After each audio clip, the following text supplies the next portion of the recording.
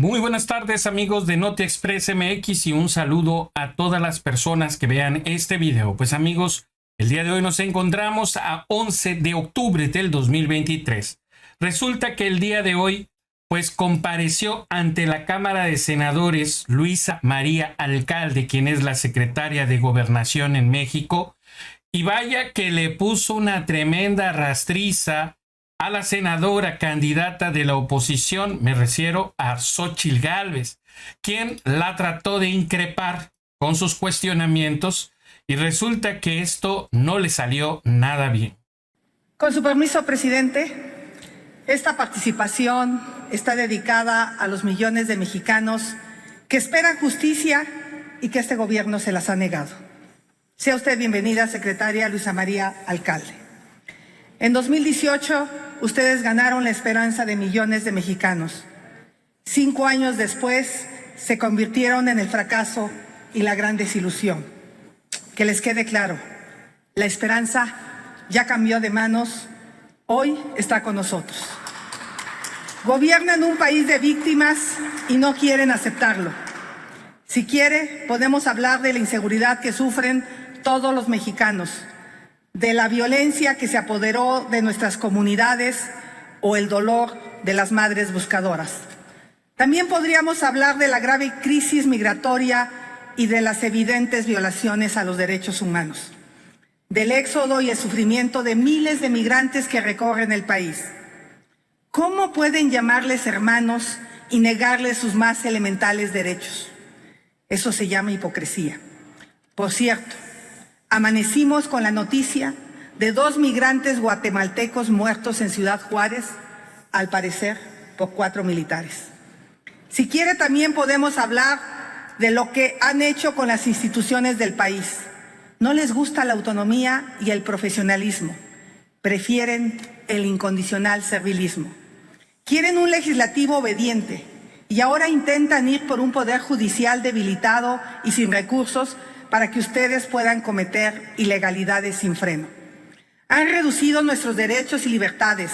Hay zonas enteras del país donde no hay orden ni ley, donde es el crimen organizado quien gobierna y manda. Víctimas hay millones por todo el país y lo peor es que no encuentran justicia. Y sobre ello quiero hablarle, cuestionarle y proponerle.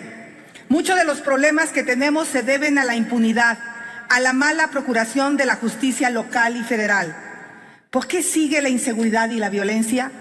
Porque quienes cometen los delitos siguen libres. ¿Por qué continúa la corrupción? Porque los corruptos, en lugar de estar tras las rejas, están trabajando con su gobierno, como es el caso de Ignacio Valle. ¿Por qué las víctimas no encuentran consuelo? Porque sufren la impunidad y la no reparación de daños y la falta de justicia. No habrá justicia con fiscalías que intentan ocultar feminicidios y que no escuchan ni atienden las denuncias de las víctimas. En esta tribuna del Senado, ustedes se rasgaban las vestiduras al grito de no a la fiscalía carnal y por una fiscalía que sirva. Hoy gritan lo contrario. Valdría la pena que escuche a sus compañeros cuando eran senadores. Encontrará las palabras y los argumentos para que Ernestina Godoy no sea reelecta como fiscal de la Ciudad de México. Zoe Robledo le pedirá que no haya ni fiscal carnal ni fiscal militante. Mario Delgado y Dolores Padierna le exigirán que en las fiscalías no haya pase automático.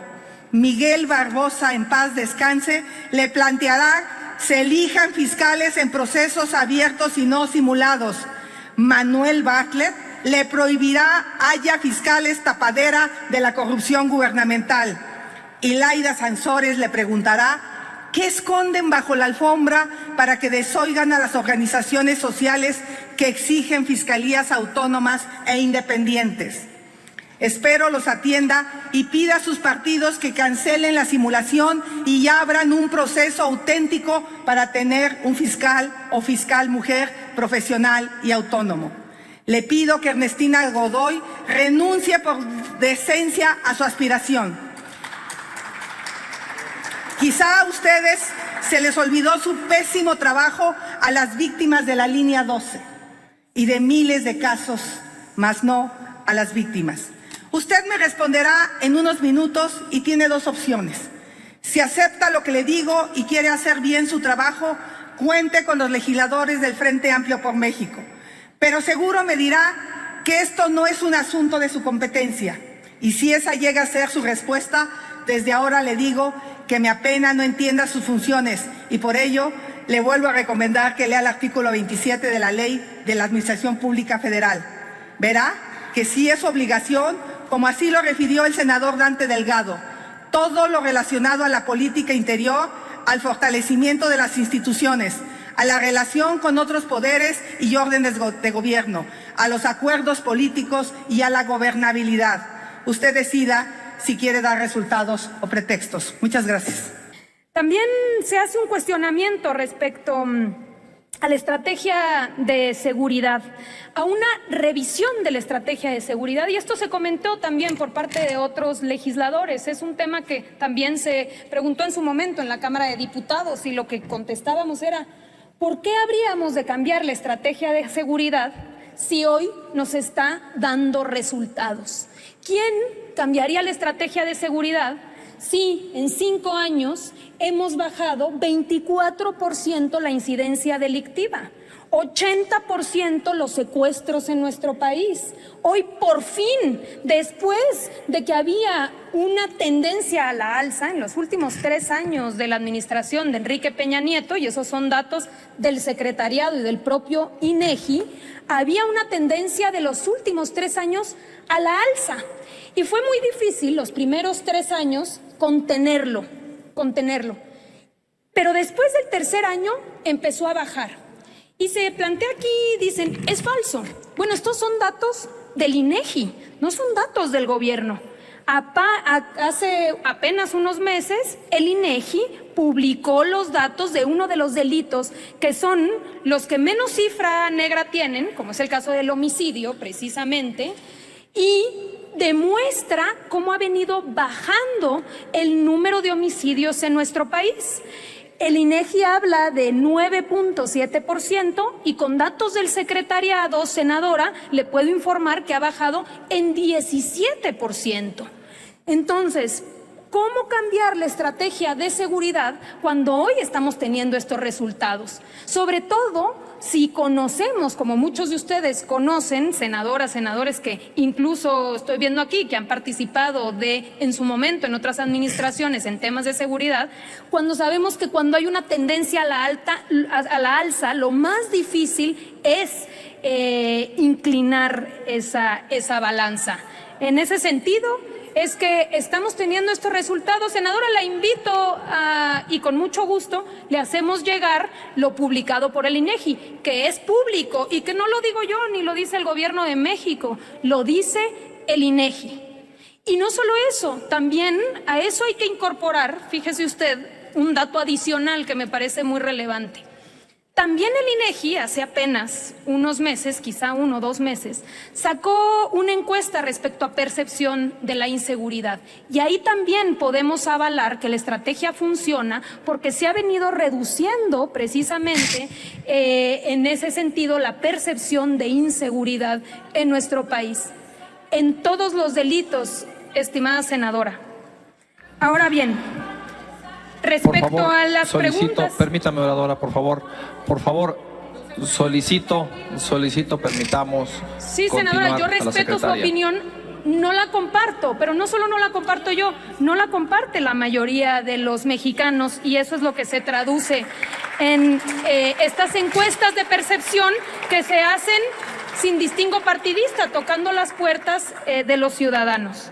En el caso de la senadora Xóchitl Gálvez, que también le agradecemos mucho sus preocupaciones, ella planteaba primero el tema de la desilusión del pueblo de México. También lo respetamos, pero no lo compartimos y tampoco traduce eso las encuestas que han venido saliendo y que se hacen alrededor del país, donde hoy nuestro presidente tiene una aprobación de cerca del 70% de las mexicanas y de los mexicanos. Un respaldo que después de 5 años nos demuestra que la población hoy siente bienestar en su vida cotidiana, en sus familias, que siente mayor seguridad, que realmente considera que es un gobierno del pueblo y para el pueblo. Eso se puede constatar no solamente en estos porcentajes de aprobación del presidente, sino también en aquellas regiones del país, como es el caso del sureste, que jamás se hubieran imaginado que en 5 años pudiesen ver la transformación de sus territorios.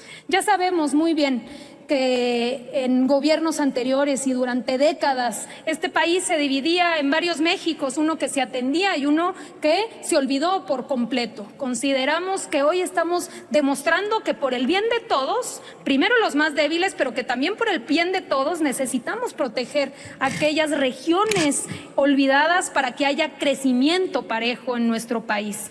Hemos visto, y me ha tocado acompañar al presidente, por ejemplo, ahora en el tren del Istmo, también en el tren Maya, y se eriza la piel de ver a las mexicanas, a los mexicanos, el reconocimiento que existe de que existe este tipo de infraestructura que les va a traer bienestar a su población. Y en ese sentido creemos que es gracias a esa aprobación, a ese respaldo, a esa confianza, pues que hemos logrado avanzar como lo hemos hecho. Decíamos al inicio que algo muy particular que tiene que ver con cómo avanzamos en materia de infraestructura o de obras es que nunca las imponemos. ¿Cuántas veces escuchábamos en el pasado, por ejemplo, que se va a construir tal cosa y no quería la comunidad? Pues ahí va. Hablemos, por ejemplo, del aeropuerto, pero hay muchos ejemplos. Hoy se cambió la lógica, hoy se trata de convencer a las comunidades, de consultarlas y de hacerlos de manera conjunta.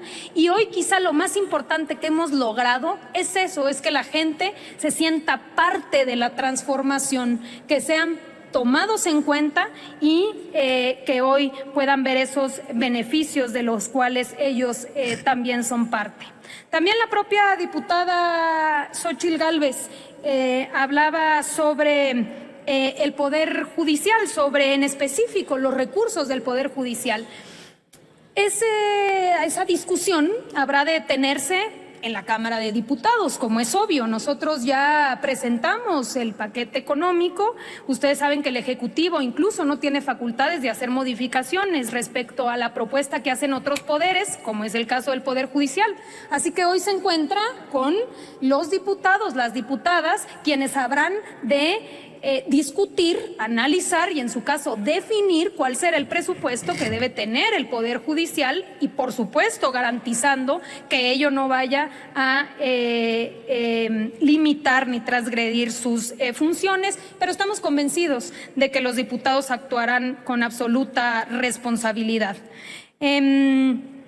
También hablaba precisamente del tema de las fiscalías, la senadora Xóchitl Gálvez en específico, y me llama la atención en un caso de que las fiscalías no oculten feminicidios. Y me llama la atención porque es uno de los casos que precisamente nosotros en la Secretaría de Gobernación hemos dado seguimiento. El caso del fiscal de Morelos, que trató de modificar una serie de elementos probatorios para identificar un feminicidio. Y por eso hemos venido dando seguimiento, hemos venido denunciando y hemos venido acompañando también a la Fiscalía para que no haya impunidad de nadie, ni siquiera del caso de un fiscal de una entidad federativa que considere pueda modificar las evidencias de feminicidios.